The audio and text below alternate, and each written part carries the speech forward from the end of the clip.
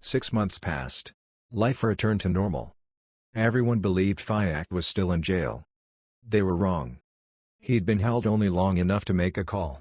Power arrived. Records vanished. Money. Influence. Connections. Phayak walked out free before midnight. Then he heard one thing.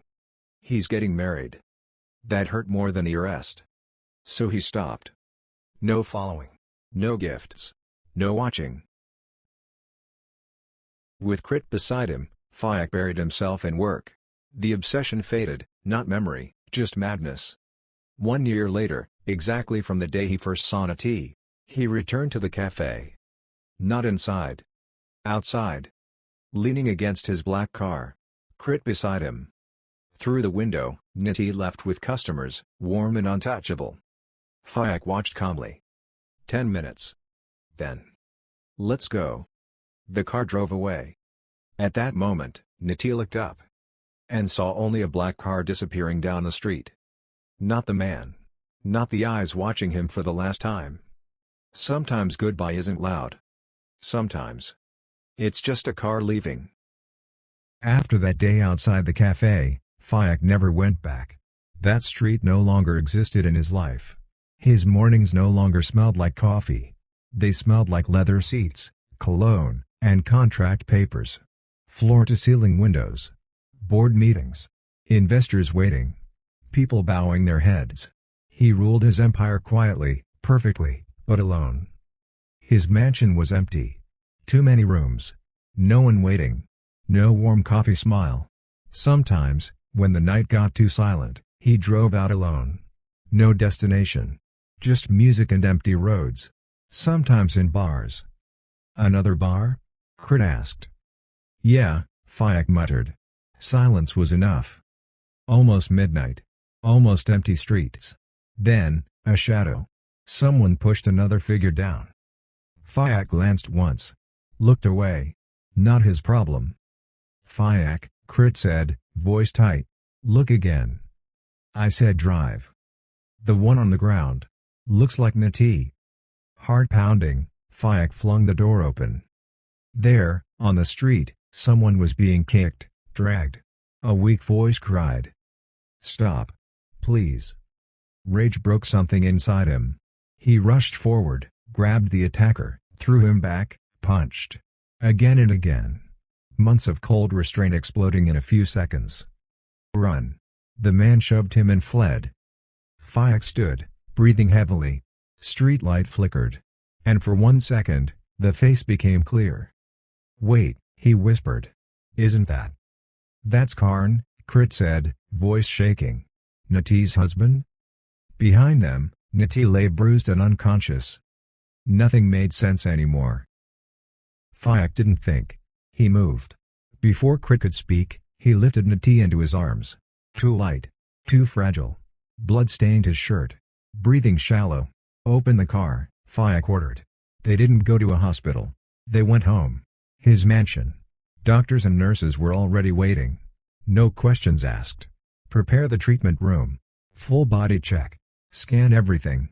Now. His voice was cold. Sharp. Terrifyingly calm. Minutes later, Natee was in the private medical room. And for the first time in months, Phayak felt helpless. He didn't sit. Didn't sleep. He stood outside the glass window all night. Machines beeped. Bandages wrapped around Natee's bruised body. Every mark twisted a knife in Phayak's chest. Who did this to you? He muttered. 1 day. 2. Same chair. Same clothes. Still unconscious. Silence. On the second night, the doctor stepped out. He's stable. Talk. This isn't the first time, the doctor said quietly. Different injuries. Bruises. Fractures. Always blamed accidents. But someone was clearly hurting him. Phayak froze. What did he say? He said he couldn't afford to leave. The words hit harder than any punch.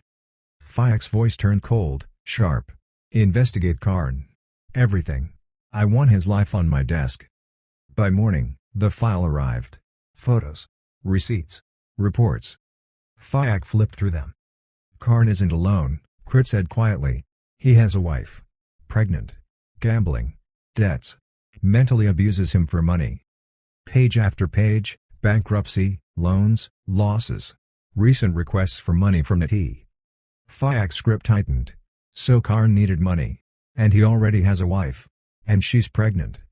The room felt colder. His eyes drifted to Natee. Broken. Bruised. Silent. Then what? Is Natee?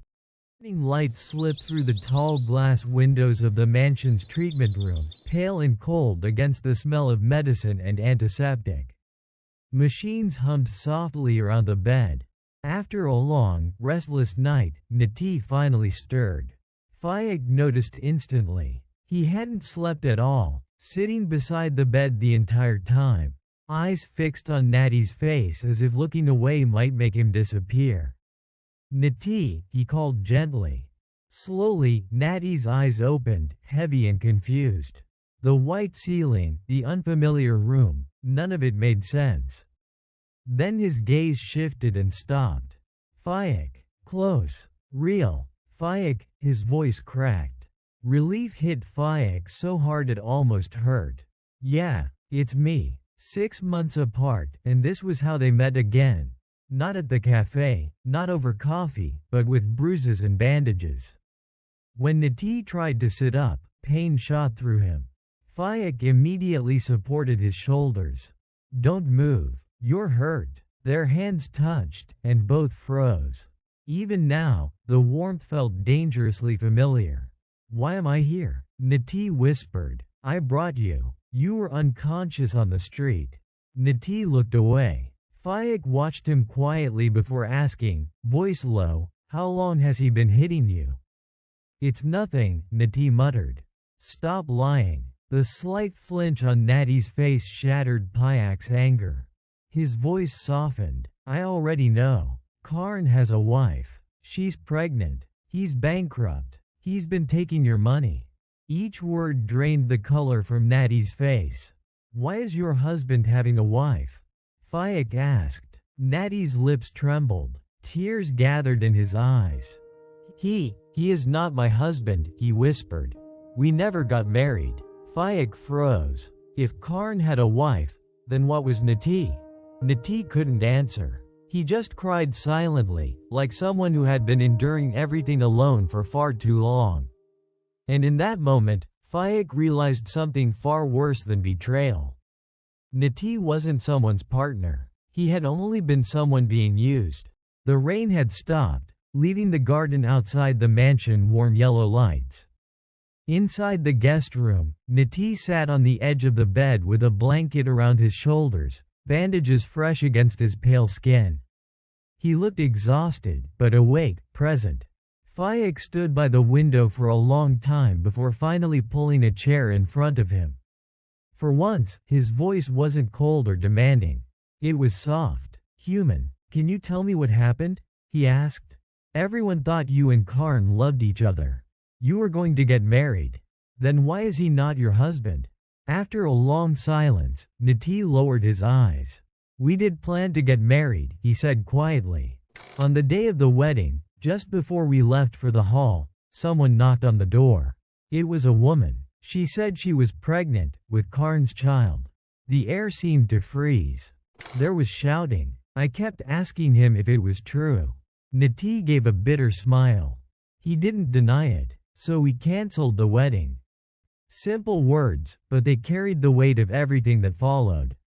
When Phayak asked about the wedding photos, Natee explained that Karn didn't want his reputation ruined, so they staged fake pictures to pretend the wedding happened. After that, Natee shut himself inside for a month, couldn't open the cafe, couldn't face anyone. Eventually, he forced himself back to work, hoping time and routine would help him forget. Phayak listened in silence, his chest tightening with every word. All this time, he had believed Natee belonged to someone else. Believed he had lost before he even tried. But the truth was far worse. Anger rose cold and heavy inside him, not at Natee, but at Karn. Phayak stood and turned toward the window. "So you were alone all this time," he murmured. Natee didn't answer, because it was true, and somehow, that hurt Phayak more than anything else. Morning sunlight filtered softly through the curtains. Natee woke to the quiet sound of dishes and slowly pushed himself up, his body still sore but better than before. The door opened and Phayak walked in with a tray, soup, medicine, warm water. Simple things, but prepared carefully. "Eat first," he said gently. "Doctor said you can't skip meals." Without asking, he adjusted Natee's pillow and held the bowl for him. When Natee tried to take the spoon himself, Phayak refused.